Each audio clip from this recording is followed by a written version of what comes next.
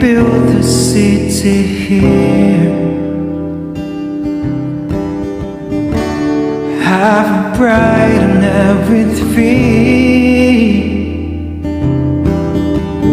Just wanted a safer place to hide. I don't wanna be safe tonight.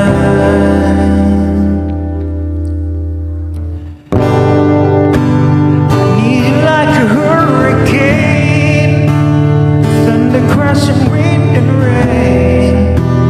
Tear my walls down, I'm only yours now. I need like a burning flame, a wildfire untamed, to burn these walls down. I'm only yours now, I'm only yours now. Pagpalain ng Panginoon ang atin pong pag-aaral ngayong gabi sa atin pong evening talk. Kumusta po kayong lahat mga kaibigan at mga kapatid sa iba't ibang mga dako na inyo pong kinalalagyan? Nawa kayo ay safe and masigla at malakas sa ating Panginoon. At kayo po'y palagi nagsasabing, purihin ka Panginoon. Ano po, God bless you all sa atin pong pag-aaral ngayong gabi. Natapos natin ang isang episode last night patungkol sa manifestation ng kapangyarihan ng Holy Spirit sa buhay po ng mga apostol na character sa atin pong tinatalakay, kina Peter. And again, tuloy-tuloy po yung pangaral nila at sa kailang pangaral ay talagang marami yung nanampalataya dahil po kasama nila ang kapangyarihan ng Holy Spirit. Kaya ngayon may kaugnay pa po, may karugtong ang topic na yon. Tungkol pa rin ito sa kapangyarihan na bigay ng Holy Spirit sa mga lingkod ng Diyos, sa mga apostol, sina Pedro, Apostle Peter. Ngayon, nung sila'y patuloy na nangangaral, nagkaroon na po ng tinatawag na frustration. Frustration. Doon sa panig ng mga persecutors, doon sa mga saserdote, doon sa mga nagpapako kay Christ sa krus. Nagkaroon ng frustration sapagkat andun sa chapter 3, pinag-pray ni Peter, ni John, yung lumpo, gumaling at lumaganap sa buong lugar ang balita. At hindi na ma-deny ng mga saserdote at ng mga persecutor ang totoo na ang kapangyarihan para ng Diyos may kapangyarihang magpagaling sa mga may karamdaman. At habang lumalaganap ng ebanghelyo, nagkaroon ng frustration dito sa mga saserdote. Nagkaroon po ng frustration sapagkat di na nila mapigilan ang pagdami ng tao. Kaya ang ginawa po nitong mga saserdote kasama po ang kanilang mga alyado ay sinunggaban nila si Peter at ang kasama niyang apostol, si Peter at si John, na sila po yung ginamit na kasangkapan ng Diyos para pagalingin yung lalaking lumpo sa Beautiful Gate. Sinunggaban. At kasama doong, kumbaga sabi, inaresto. At yung pag-aresta kanila, magagabi na, at kanilang ikinulong sa buong magdamag. Ang kanilang case na isinampa, nangangaral ng salita ng Diyos. Bagay na ipinagbabawal kasi nila. Okay? So kaya ang atin pong tatalakayin ngayon, itong katanungan sa verse 7 ng Acts chapter 4. Kaninong pangalan at kapangyarihan kayo nangangaral? Yan po ang tanong, mga kapatid. Kaninong pangalan at kapangyarihan kayo nananampalataya kung sa atin ngayon? Kaninong pangalan at kapangyarihan kayo nananalig? Bakit kayo nananampalataya? Kanino? Okay? Maraming pinapanampalatayanan dito sa mundo. May mga Buddhist, may mga kung ano-ano. Kung ano-anong pananampalataya. Kaya ang tanong dito, sa kaninong pangalan at anong kapangyarihan kayo nangangaral ng Word of God? So, sinagot po yan ni Peter at ni John. Okay. Sa frustration nitong mga persecutor, kasi ang mga persecutor po, pagka nagsasaksin ang Word of God, napoprostrate. Kaya sa frustration nila, nagalit sila. Wala na magawa, nagalit na lang. Kaya pagka nasisiil na po yung mga liko, dinadaan sa galit. Nananakit kung minsan. Yan. Hinuli si John, si Peter, ibinilanggo sa buong magdamag overnight dito po sa chapter 4 verse 3. Kasi na-disturb na yung kanilang pananahimik dahil yung mga tao nag-iingay na. Makapangyarihan pala ang Diyos sa pamagitan ng Holy Spirit. Nakita nyo ba yung lumpo doon sa Beautiful Gate? Gumaling. Pinag-pray lang nila. Gumaling. May kapangyarihan pala. At na-disturb ang panahimik ng mga religious people. Okay? Ngunit habang pinirsecute ito mga apostol, lalo namang maraming tao ang naligtas at nanampalataya. Yung una, 3,000. Ngayon, umabot na sa 5,000 mga kalalakihan pa lang yun. Kalalakihan, maliban yung asa-asawa at mga anak nila. Umabot na sa 5,000, talagang marami na. Dahil nakakita ng kapangyarihan ng Espiritu Santo ang mga tao doon. Hindi na makontrol ng mga saserdote at ng mga religious people, ng mga persecutor, ang pagdami ng mga alagad. Kaya, nang inaresto si Paul and John, tinanong sila ng husto, sa anong pangalan, kaninong pangalan at kapangyarihan kayo nagpagaling at nangangaral? Ang sagot ni Peter, walang iba. Ito yung answer sa chapter 4 verse 8 to 11. He was healed in the name and the power of Jesus Christ. Gumaling ang lalaking ito sa kapangyarihan at pangalan ng Panginoong Hesukristo. Yan lamang po. Pangalan at kapangyarihan ng Panginoong Hesukristo na siya naming pinangangaral. O yun ang sagot. Yun ang unang paglilitis. First ordeal. Ang ordeal po yan ay mga mahihirap na trials, interrogation. Kaya interrogate, kaninong pangalan? Siguro yung tono ng pagsasalita, nakakatakot. Kaninong pangalan? Subalit si Peter, dati matatakin pag ginulat mo, takot. Ngunit dito, hindi siya natakot. Malinaw na sumagot siya at buong tapang, buong tatag na sinabi, nagpagaling o gumaling ang lalaking yan, walang ibang pangalan, kundi sa pangalan lang ng Panginoong Hesukristo at sa kanyang kapangyarihan. Gumaling siya. Okay? At sunod, sinabi pa ni Peter, alam niyo ang tao maliligtas sa isang pangalan lang.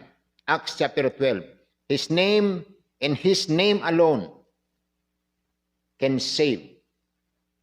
Can save anyone. Kaya walang ibang pangalan na ibigay sa silong ng langit na sukat ikaligtas ng mga tao. Tanging pangalan lamang ng Panginoong Hesus. Gawa 4:12. Hindi sa mga Diyos-Diyusan, hindi sa mga pari, hindi sa mga pastor, hindi sa mga hari, hindi kay Muhammad, hindi kay Buddhist o kay Buddha, hindi sa mga anghel, hindi kung kanino, hindi rin kay Maria, hindi rin sa relihiyon. Ang kaligtasan tanging masusumpungan lamang sa iisang pangalan. Walang ibang pangalang ibinigay sa mundo na makakapagligtas po sa tao. Ang pangalang Panginoong Hesukristo. Ang pangalang Jesus, ang ibig sabihin, Savior. Jesus, it means Savior. Christ, it means anointed. Ibig sabihin, mayroong kapangyarihang pinahira ng kapangyarihan upang magligtas. Ang ibig sabihin ng word na Jesus Christ. The anointed Savior, Jesus Christ. Walang ibang pangalan. Yan lang po. And nang hindi mapigilan nitong mga saserdote at mga persecutor, nag-meeting muna siya, nagkaroon sila ng private meeting. At habang sila nag-meeting, nagkaroon sila ng struggle habang nag-meeting sila. Sapagkat yung mga tao hindi talaga pwedeng mapigilan, hindi na pwedeng alisin sa paniniwala sa Panginoon sapagkat naipangaral na ang kaligtasan sa kanila sa pamagitan ni Jesus Christ at mayroong kaakibat na kapangyarihan, pagpapagaling at mga himala. Hindi na makalkal sa kanilang isip at puso na totoo talaga ang pinapangaral ng mga apostol ni Pedro at Juan. Okay. Kaya, ang sabi na lang nito mga persecutor na mga saserdote, mga religious leaders, ito na lang sinabi nila, tawagin natin uli ang mga apostol na yan. Ang gawin na lang natin, bantaan na lang natin sila. Dito sa chapter 4 verse 18, ang mga religious leader ay nagsalita uli kina Peter and John. Ang sabi, Huwag na kayong mangaral pa ng salita ng Diyos na yan. Tigilan nyo na yan. Huwag na kayong mangaral, palalayain namin kayo.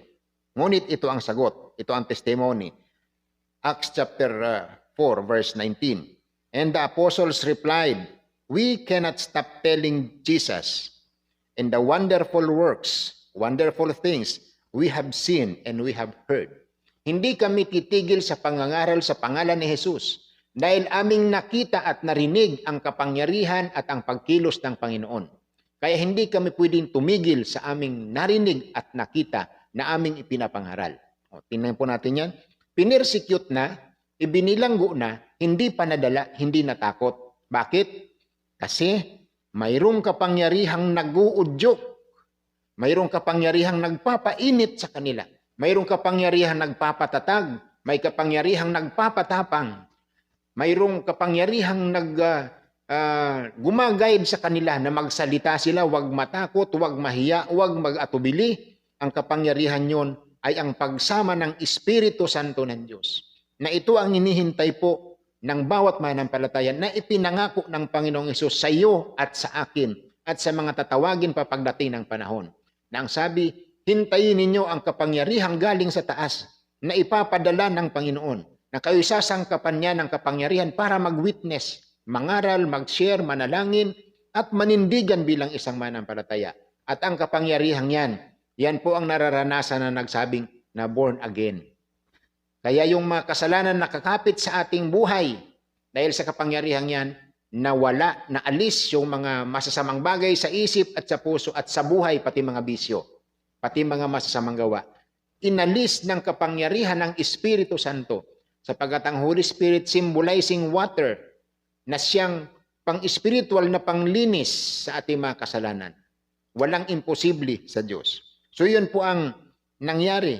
Nagpatotoo ang mga apostol, hindi ma-deny nito mga persecutor, tinakot nila, binantaan, ngunit hindi nakinig ang mga apostol. Sa banta, hindi sila natakot sa pananakot na ito. Okay?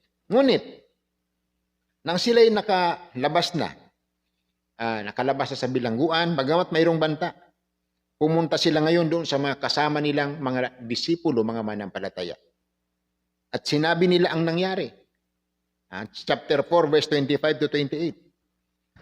Nang marinig ng mga Kristiyano doon, ang ginawa ng mga mang-uusig na ang pangaral ng Ebanghelyo ay pinipigilan nitong mga pari at nitong mga matataas na pinuno ng relihiyon, kasama ng mga opisyalis ng bayan. Sila'y nanalangin sa Panginoon. Kanilang pinanambitan ang sinabi sa aklat ng Salmo na ipinarapisay na ang sabi, bakit ang mga taong ito ay nagagalit, naninibugho at kinukontra ang tungkol sa Panginoon. Na ang Panginoong ito, siya ang tinatawag na cornerstone, a precious cornerstone, na kung sa building ito yung pangunahing haligi. Ngunit ang pangunahing haligi, itinakwil ng nagtatayo. Ang pangunahing haligi, importante. At ang pangunahing haliging ito na sinasabi, si Jesucristo. Kung gusto mong maging matatag ka sa iyong buhay, sa pananampalataya mo, itong precious cornerstone na si Jesus ang magpapalakas sa buhay mo. Laban sa mga pagsubok, sa mga paghihirap, sa pag-uusig, sa mga harapin sa buhay, itong cornerstone, the precious cornerstone which is Jesus Christ, kailangang tanggapin mo to. Hayaan mong siya ang magtayo sa iyong buhay. Siya ang manindigan sa iyong buhay, magiging matatag ka. Ngunit, ito'y itinakwil ng mga Hudyo, kaya nga ikinrosify nila. Ngunit siyamang siya ay matatag at hindi talaga kayang lupigin, na buhay maguli on the third day. At ito ngayon, ipini-witness ni Pedro at ni Juan at ng mga alagad. At nang sila'y, ang mga alagad nang nalaman na pinersecute ang mga apostol, ito, sa chapter 4 verse 28, nanalangin sila. At ang panalangin nila ay pinakinggan ng Diyos habang sila ay nananalangin. Tingnan natin. Ang nangyari sa chapter 4 verse 31, God's mighty power has been revealed. Nagkaroon ng shaking, nagkalindol, naug-ug, nalindol ang building, nauga habang sila ay nagpipray. Ipinakita ng Diyos na yung mga panalangin nagkakaroon ng makapangyarihang manifestation na uga ang building na kailang pinananalanginan. Tanda na tinugon ng Diyos sa makapangyarihang pagtugon ang kanilang mga panalangin. At nang naramdaman nito, naranasan nila bumaba ang Espiritu ng Diyos at ang kanyang kapangyarihan, sila po ay mas lalong naging matapang at matatag sa kanilang paglilingkod sa Diyos. At marami na namang mga kababalaghan ang nangyari. Maraming pagpapagaling. Naranasan nila uli na mayroong kapangyarihang galing sa taas, mga kapatid, na siyang nagpuprotect, tumutulong, at dumidepensa para sa mga tao, sa mga manampalataya. At hindi kayang kontrahin ang sino mang kumukontra dahil masyadong makapangyarihan. At ang naging bunga sa mga manampalataya, hindi lamang sa mas lalong lumakas ang faith nila, mas lalong naging matapang, mas lalong naging aktibo, napadami na ng padami, share na ng share, witness na ng witness tungkol sa sinasabi ng Panginoon, nagkaroon ng cooperation ang bawat isa. Anong cooperation? Dahil lumalaki ang ministry, kailangan ng financial support. Ito sa chapter 4 verse 32 to 35, the believers sell their possessions and freely share with each others. Nagkaroon ng pag-aambag. Yung may mga lupain, mga malalawak na lupain, siguro hindi naman mga ginagamit yun, nandoon lang nakareserve, ibinebenta nila. Kinilos ng kapangyarihan ng Diyos ang puso ng mga taong ito para magbigay. Hindi sila pinilit, kundi sa pagkilos ng Holy Spirit, nangusap siya ang Holy Spirit sa puso ng mga taong ito. Ang mga lupain na yan, hindi nyo gamit, ibenta nyo, itulong nyo sa gawain ng Diyos. So nagkaroon ng participation, ibinenta nga at isinusuporta sa mga gawain ng Panginoon. Kaya tayo mga kapatid, kapag tayo nakakaintindi sa sinasabi ng Diyos, hindi tayo nangihinayang sa mga pera. Sapagkat kung gumastos tayo para sa gawain ng Diyos, binibless tayo ng Diyos in return. Siksik, liglig, umaapaw pa. Sapagkat ang Diyos, tapat na sa iyong itinanim, aani ka. Kaya atin pong sinusuportahan, may participation tayo maging sa financial na mga bagay, mga material na bagay. Ang iba nagdo-donate ng lupa para sa ministry, nagbibigay ng pera, nagdo-donate ng pera, nagdo-donate ng sasakyan o mga kasangkapan o mga gamit, at iba pa na inililid ng Diyos na dapat gawin ng mga manampalataya para sa kapurihan ng Panginoon at sa ikatatatag ng kanyang gawain. So bilang isang implementation at exemplary example, a good believer named Barnabas is a singled out as an example. Naging sulong na pakabuting halimbawa itong si Barnabas. Nagbigay siya. Nagkaroon siya ng isang sacrificial giving. Alam mong ginawa ni Barnabas? Dahil nakita niya talagang kumikilos ang Diyos at gusto ng Panginoon isiwalat ang Ebanghelyo, ang salita ng Panginoong Hesus. Sumuporta siya ng malaki. Nagbenta siya ng lupa, isang malaking lupain. At dinala niya sa mga apostol ang pera at sinabi, itulong ito sa gawain. I-donate niya. Praise the Lord. Kaya maraming natulungan, nag-expand ng higit pa ang Ebanghelyo ni Kristo. Dahil ito sa pagkilos ng Panginoon. Ang mga kuripot, kapag kumilos ang Espiritu ng Diyos, nagiging giver. Ang matitigas ang puso, pagka kumilos ang kapangyarihan ng Diyos, nagiging masunurin. Ang mga pusikit sa kasalanan, puno ng bisyo, tigas ng ulo, pag kumilos ang Panginoon, nagiging masunurin. Kailangan natin ang kapangyarihan ng Holy Spirit. Without Him, without God, without the Holy Spirit, you can do nothing, kapatid at kaibigan. Wala kang magagawa kung wala ang Diyos. Kung hindi ka pa manampalataya, isang pigil lang ng Diyos sa iyong hininga, dido ka na. Wala ka na magagawa. Sa tulong lang ng Diyos, kaya tayo nabubuhay. Kaya tayo nandito sa lupa for the glory of God. Mga kapatid at kaibigan, yan ang source ng kapangyarihan at ng pangaral ng Word of God. Jesus Christ only. Jesus Christ our God. Jesus Christ is Lord. Siya ang source at siya ang kapangyarihan. Mula ngayon, tuloy-tuloy tayo na naniniwala sa kapangyarihan ng Holy Spirit at magpagamit ng buong puso, maliligtas ang iyong buong sangbahayan. Pagpalain ka ng Panginoon. Let's pray. Salamat po, Panginoon. Nangangaral kami sa pangalan ni Jesucristo, taga Nazaret. ang kapangyarihan namin, katatagan at mga himala ng bagong buhay, himala ng pagbibigay, himala ng pagdodonate, himala ng kaligtasan, himala ng katotohanan. Panginoon, galing lahat sa iyo, purihin ka. Pagpalain mo lahat ng nakikinig, na mga kamag-anak namin susunod, maliligtas. Gaano man sila katigas, gaano man sila kalayo, maaabot at maliligtas. Pagpalain mo lang lagi ang bawat isa. In Jesus' name we pray. Amen. God bless you and good night to everybody. See you sa sunod na episode. Na maranasan ang buhay na kasiyasiya, puno ng pag-asa at kapayapaan. Well, sinasabi ko sa iyo, tanggapin mo si Kristo sa buhay mo para maranasan mo ang kanyang mga pangako sa kanyang salita. So we have 3 guides. ABC of salvation. Letter A, admit that you are a sinner. Na hindi natin kayang iligtas ang ating sarili sa ating mga kasalanan na gawa. Letter B, believe that Jesus was died on the cross, and on the 3rd day He rose again to prove that He is the only Savior and the Messiah. Letter C, commit your life to Jesus. Commit your whole life, yung ngayon na meron ka at yung future na meron ka. I-commit natin kay Lord. So if you are willing to accept Jesus as Lord and your Savior of your life, I invite you to pray this prayer with me. Nalangin tayo. God our Father, I thank you for the life you have given me. Tinatanggap ko, Panginoon, na ako ay makasalanan. Inaamin ko na hindi ko kayang iligtas ang aking sarili sa anumang klaseng kaparaanan. Ako ay naniniwala ng iyong anak na si Jesus sa pamagitan ng iyong pagmamahal upang kami ay maligtas ay pinadala mo. Siya ay nanamatay, ngunit muling nabuhay. Ito ay patunay na siya ang aming tagapagligtas. At sa oras na ito, we commit our life to you. Gamitin mo ang buhay na ito upang mas lalo, Panginoon, na mapapurihan ang iyong pangalan. Iparanas mo sa amin ang kapayapaan, ang kasagutan sa lahat ng aming mga pangangailangan, deepest needs of our hearts, Lord. May we find our purpose in you, Jesus. This is our prayer. In Jesus' name, Amen. So, welcome sa bagong buhay na meron ka kay Kristo. God bless you all and have a good day. Good night.